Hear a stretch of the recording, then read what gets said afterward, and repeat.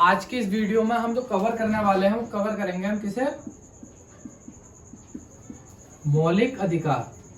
ठीक है,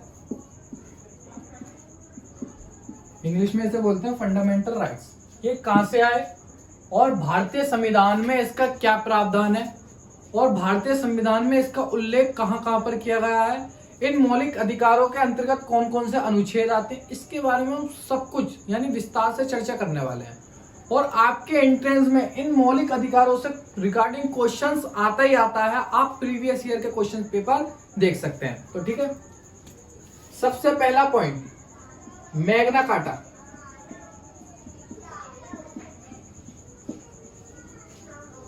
भारतीय संविधान के किस भाग को मैग्ना कार्टा कहा जाता है? तो देखिए, भारतीय संविधान के भाग 3 को मैग्ना कार्टा कहा जाता है, क्योंकि भाग 3 में मौलिक अधिकारों का वर्णन किया गया है। ठीक है, अनुच्छेद 12 से 35, अनुच्छेद 12 से 35 क्या है? हमारे मौलिक अधिकार हैं। ठीक है,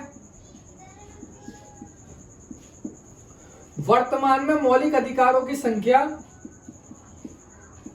6 है। ठीक है, तो जो 7वां हमारा मौलिक अधिकार था संपत्ति का अधिकार। कौन सा अधिकार था?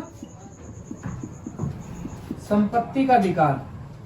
ठीक है, संपत्ति के अधिकार को क्या कर दिया गया था? समाप्त कर दिया गया। ठीक है, और इसे एक वैधानिक अधिकार बना दिया गया। कौन सा अधिकार बना दिया गया?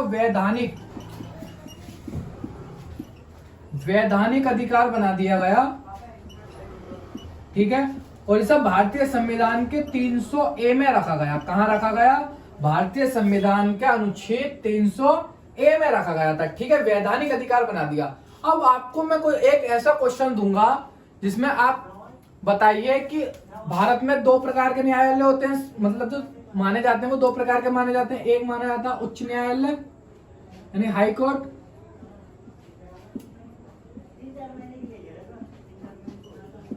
और एक होता है सर्वोच्च न्यायालय।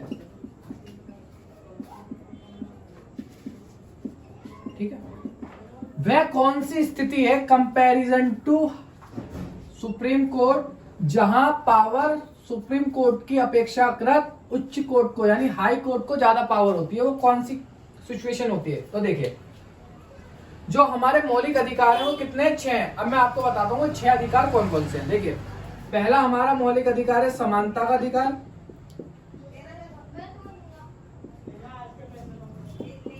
ठीक है, दूसरा स्वतंत्रता का अधिकार,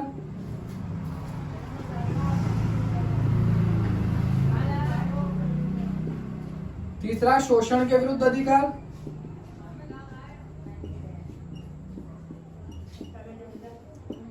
चौथा धार्मिक स्वतंत्रता का अधिकार,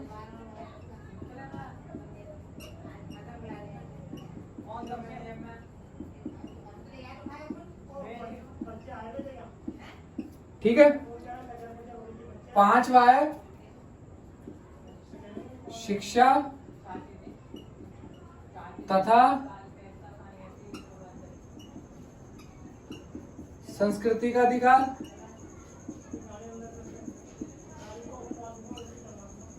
और छठा आपका संवैधानिक उपचार का अधिकार।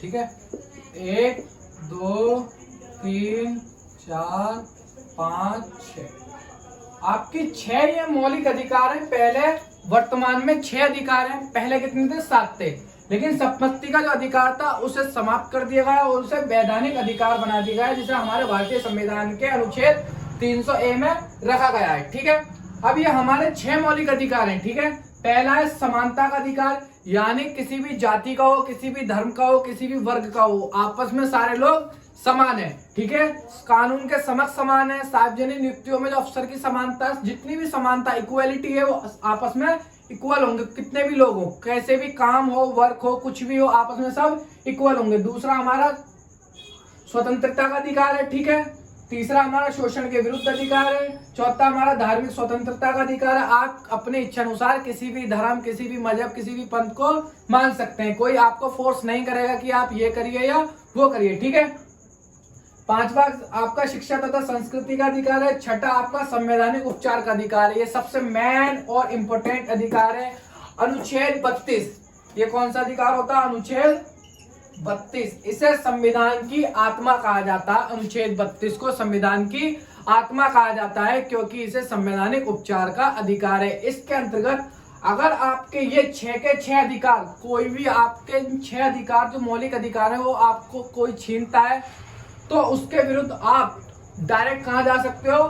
सर्वोच्च न्यायालय यानी सुप्रीम कोर्ट जा सकते हो। अगर आपके कोई भी फंडामेंटल राइट्स को छीनता है, आपके मौलिक अधिकारों को छीनता है, आपको कोई भी मौलिक अधिकारों से वंचित रखता है तो आप सीधा कहाँ जा सकते हो? सुप्रीम कोर्ट जा सकते हो। अब बच्चे सोच रहे होंगे सुप्रीम कोर्ट तो इंडिया में एक है। अब मान लो किसी का केरल का केस है, कोई केरल में है, कोई उसके फंडामेंटल राइट्स को छीनता है तो वो केरल से दिल्ली आएगा, बताइए। या फिर कोई रह रहा हमारा मिजोरम में रह रहा है, कोई वहां उसकी कोई प्रॉब्लम है या परेशानी है, कोई उसके फंडामेंटल राइट्स को वहां पर छीन रहा है तो मिजोरम से क्या दिल्ली आएगा? आने में उसे काफी टाइम लग जाएगा। तो हमारे संविधान में ऐसा भी प्रावधान है, अगर आप अनुच्छेद 32 के अंतर्गत सुप्रीम कोर्ट जा सकते हो। आर्टिकल 32 के अंतर्गत आप सुप्रीम कोर्ट जा सकते हो। ठीक उसी तरीके से आर्टिकल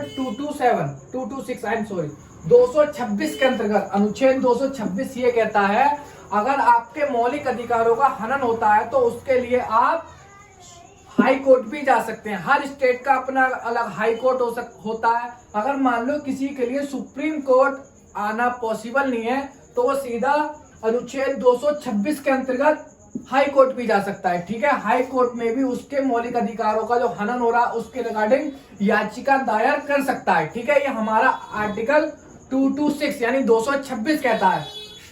अब देखिए जो हाई कोर्ट होता है हमारा, वो जो हमारे दो तरीके के अधिकार होते हैं, एक होते हैं मौलिक अधिकार और एक होते हैं वैधानिक अधिकार। जो हमारा सुप्रीम कोर्ट होता है वो केवल हमारे मौलिक अधिकारों का संरक्षण करता है यानी मौलिक अधिकारों का बचाव करता है। लेकिन जो हमारा हाई कोर्ट होता है वो हमारे वैधानिक अधिकारों का भी संरक्षण करता है और हमारे मौलिक अधिकारों का भी संरक्षण करता है। तो अनुच्छेद 226 के अंतर्गत जो ज्यादा पावर है इन दोनों के कंपैरिजन वो किसको मिली हुई है? हाई कोर्ट को मिली हुई है। ये क्वेश्चन मोस्ट इंपोर्टेंट है, आप इसे नोट डाउन कर लें, कुछ भी आ सकता है, ठीक है। ये थे हमारे मौलिक अधिकार, ठीक है। अगर आपको मौलिक अधिकारों से रिगार्डिंग कोई भी डाउट है, कुछ भी पूछना तो आप नीचे कमेंट बॉक्स में लिख सकते हैं, ठीक है। मैंने जैसा आपको बताया 6 मौलिक अधिकार हैं, ठीक है। आप इनके अनुच्छेद भी याद कर लें, जैसे अनुच्छेद 14 से 18 हमारी समानता आती है, ठीक है।